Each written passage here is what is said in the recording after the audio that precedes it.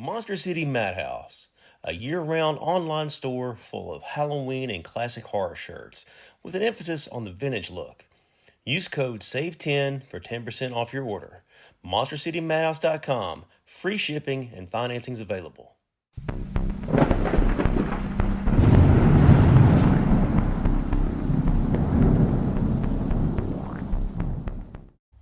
Welcome back to Southern Ghost Stories. I'm the American Haunted Historian, Alan Chelsie. Glad you guys are with me today. So last week I started dropping these new old episodes. I found an old hard drive that had the some of the early episodes that are not really uploaded anymore. But yeah, the Sorrel Weed House is one of the very first ones I ever did. My lovely co-host Chelsie. So much history in Savannah. This is a fun show. And if you want to learn more about the Sorrel Weed House, check out my book, Southern Ghost Stories Savannah. Man, all kinds of wild history in Savannah. So without further ado, here's the new old show. Hope you guys enjoy it.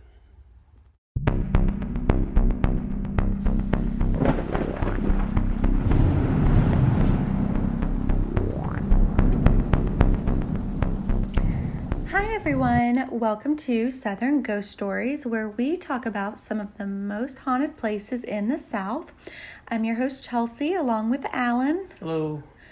So today we're talking about the Sorrel Weed House in Savannah, Georgia. This place is not only one of the most haunted places in the South, but one of the most haunted places in the entire country. Featured on Sci-Fi's Ghost Hunter, many people have experienced being pushed, bitten, having unexplained orbs and shadows in their picture, and so much more, which we'll get into a little bit later. An interesting note on the house was also used as a high vantage point for the opening scene in Forrest Gump. Remember that feather floating through the Savannah sky at the very beginning of the film? Well, that was on top of the Sorrel Weed House.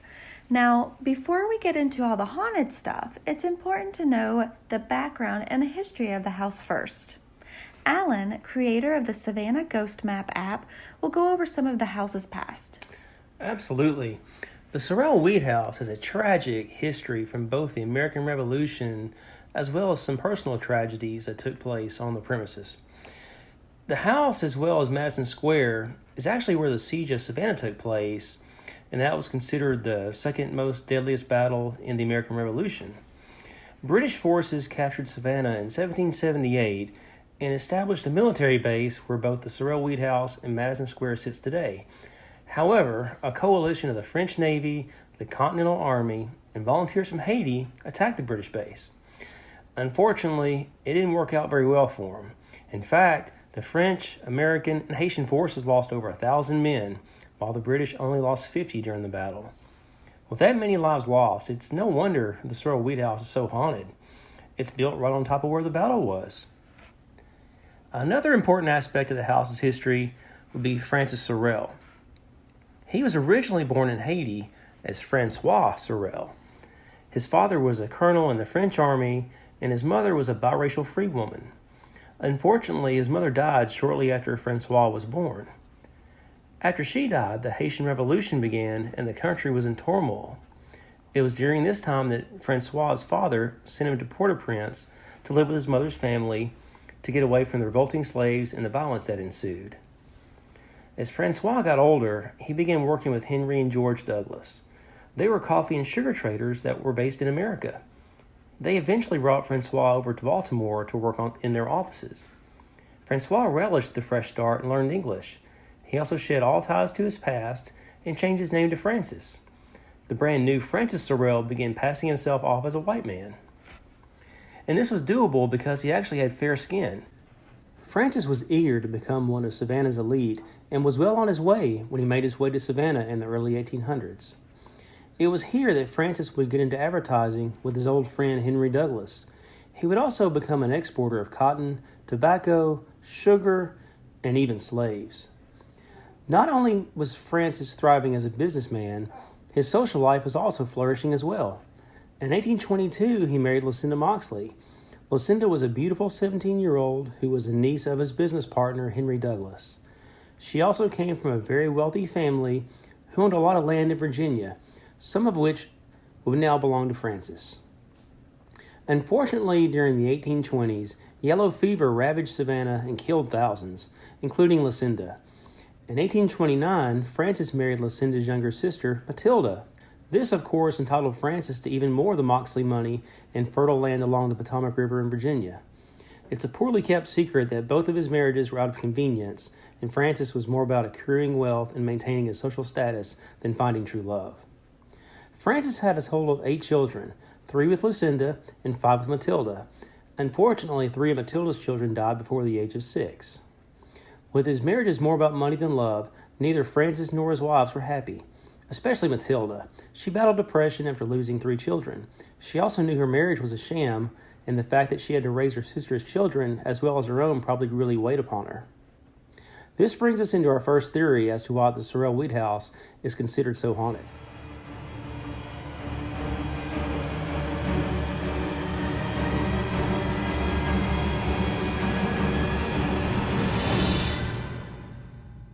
There are quite a few different people and theories on who the Sorrel Weed House is haunted by and why. One of the most important and popular theories would be a ghost named Molly who supposedly haunts the carriage house. It's rumored that Molly was in an intimate relationship with Francis Sorrel, but it's not known if this relationship was consensual or not, since she was also a slave to the family. She was said to be very close to Matilda as well and considered a friend. Because of her relationships with both Francis and Matilda, she lived in the carriage house so she could be closer to the family. The most popular theory about Molly's death is that Matilda saw Molly with her husband. Matilda was so distraught by this betrayal that she threw herself off the balcony and died. Molly was later found hanging in the carriage house. One theory is that she felt so guilty that she killed herself, but another theory is that she was murdered by an angry Francis who blamed her for the death of his wife. Whichever is true, it's a tragic ending nonetheless. There is some controversy around this theory, however. During the time of Matilda's death, the Sorrel family was said to be living next door in the townhouse that Francis also built for them. But there are also documents showing that Francis met with Robert E. Lee at the Sorrel Weed House in 1859. So were they living in their townhouse next door or the actual Sorrel Weed House? Did she jump off the second floor balcony onto the below courtyard at the Sorrel Weed House? Or did she jump through the second story window at their new townhouse? You can imagine the confusion surrounding Matilda's death. Perhaps another theory is more likely. A less mentioned theory is that Matilda found out about her husband's heritage. If information about his mulatto mother was exposed, Matilda's social status in Savannah would be ruined. Social status was everything to Matilda. It had been drilled into her by her well-to-do mother and father. Some have speculated that Matilda could have even received a letter from one of her husband's family members in Haiti, and then discovered the secret he had been hiding for over 40 years. Now, Alan, didn't you say that you found out some interesting information about Molly? Yes, we do know Molly existed. She was a real person who was a slave that lived on the property at one time. There are reports of Francis Sorrel sending a slave named Molly to New York from Savannah in 1857. It's not known whether or not she returned, but it is documented proof of Molly having ties to Francis and his family and living there at the house. That is interesting, and it does give credence to the fact that these theories could be true about Molly, since we do know she's a real person. Was she around during these tragedies? Now that we may never know. Well, Chelsie, it's also worth mentioning that in 2017, extensive excavations were done in the basement of the carriage house by a team from Armstrong State University. An impression had formed in the floor, and the group from Armstrong State was brought in to find out if Molly or someone had been buried there under the carriage house. After months of digging and researching, it was determined that the settling was not due to graves.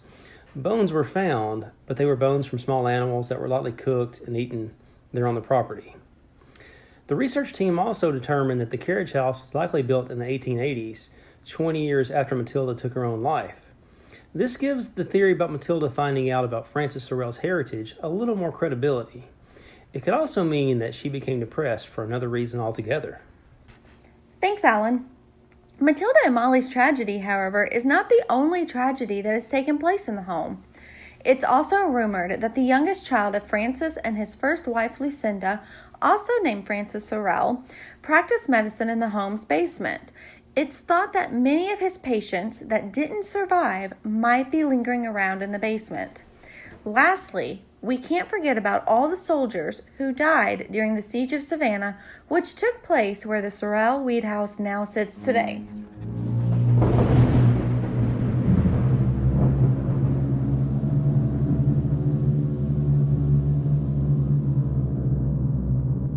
While touring the house at night, the parlors are a popular spot where the guys will stop and they'll tell you stories about the family and point out furniture and some of the things in the room.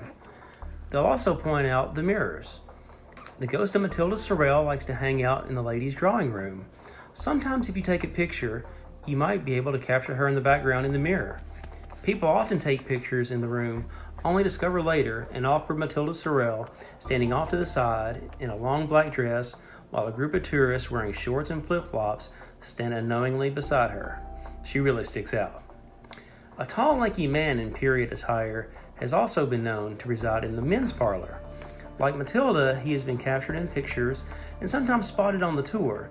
No one really knows who he is, but there's speculation that he is a soldier who lost his life in the Siege of Savannah. Some visitors have reportedly smelled cigar smoke in the room.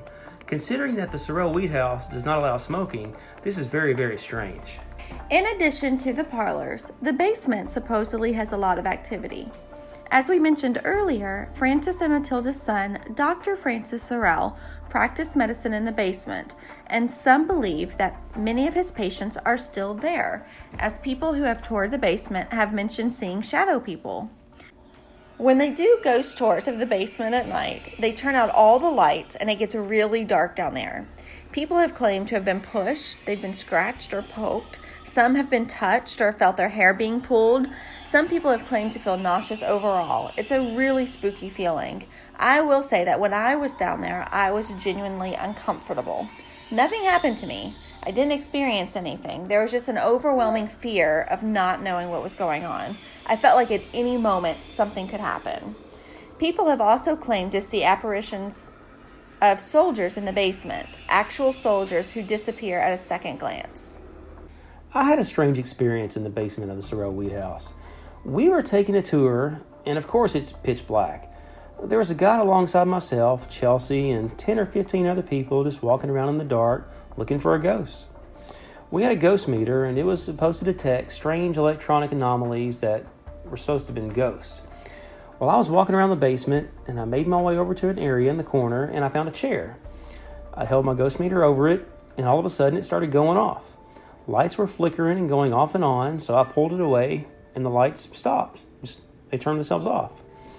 I held it back over the chair, and the lights started going on and off again.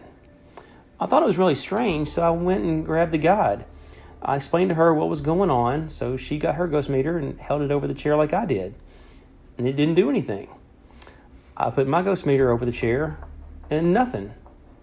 I'm not sure if there was anything there initially, but whatever it was, it wanted to make me look silly in front of the guide. I just can't explain why it would go off twice, then 30 seconds later when I had the ghost meter in the same spot, nothing happened. Yeah, that is really strange. So the last place to note would be the carriage house, which supposedly experiences the most paranormal activity compared to any other place on the property. People who tour the carriage house report problems with their cell phones and other electronics on the second floor.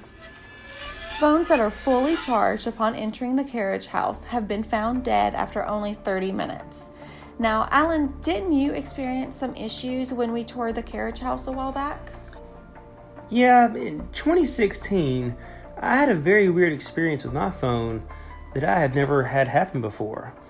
I've had an iPhone since 2008, and I still have one today.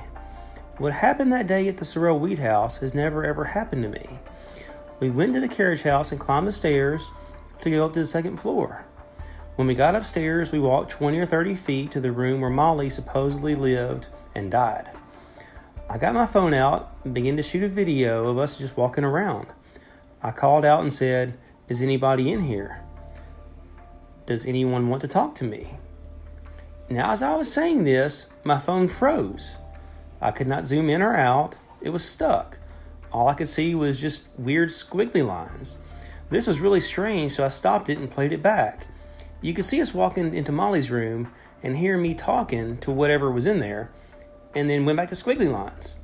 The strangest part was that you could still hear my voice, but the picture was just stuck. I'll never be able to explain what happened that day.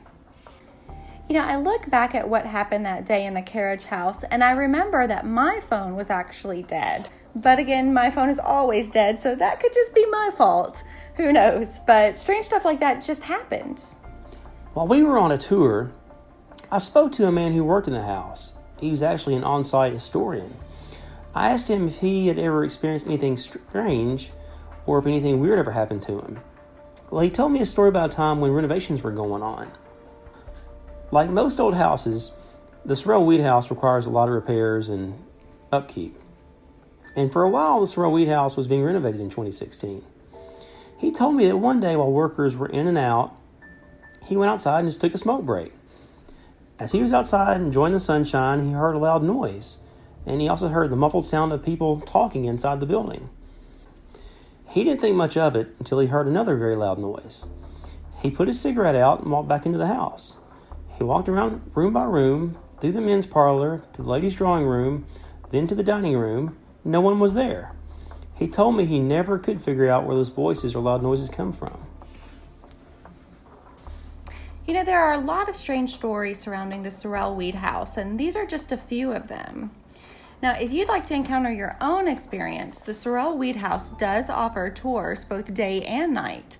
If you want to see the house and learn some of the history, then the day tours are great. And if you're looking for more of a ghost experience, then the night tour would definitely be something you would want to check out. We enjoyed going to both. You do get a lot of different information on each tour, so you should look into doing both if you have the time. Savannah is an amazing place to go, and the Sorrel Weed House is just one of a kind. So we hope you enjoyed hearing all about the Sorrel Weed House.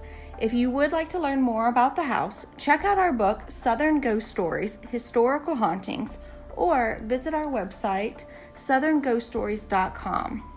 Also, if you plan on visiting Savannah and want to take your own customized haunted tour, download the Savannah Ghost Map app in iTunes and Google Play. Please feel free to leave us a comment or send a message to our Facebook or Instagram accounts. Let us know about any creepy experiences you may have had. Also, please give us some ideas on which locations you'd like to hear us talk about in future shows. Be sure to subscribe and check back with us next week as we discover Cragfont, one of the most haunted places in Tennessee. It's also rumored that the youngest child of Francis... Betty. All right, let's take a break. No, I'm going to get this. It's also rumored that the youngest child of Francis and his first wife, Lucinda, also named Francis Sorrel. I don't understand why I can't get through this.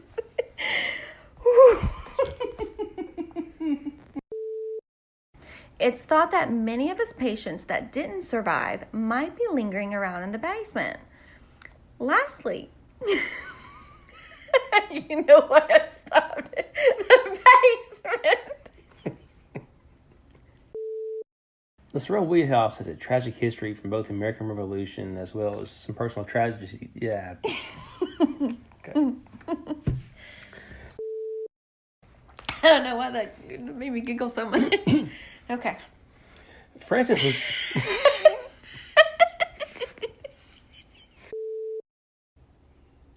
Dun, dun, dun. It's worth noting...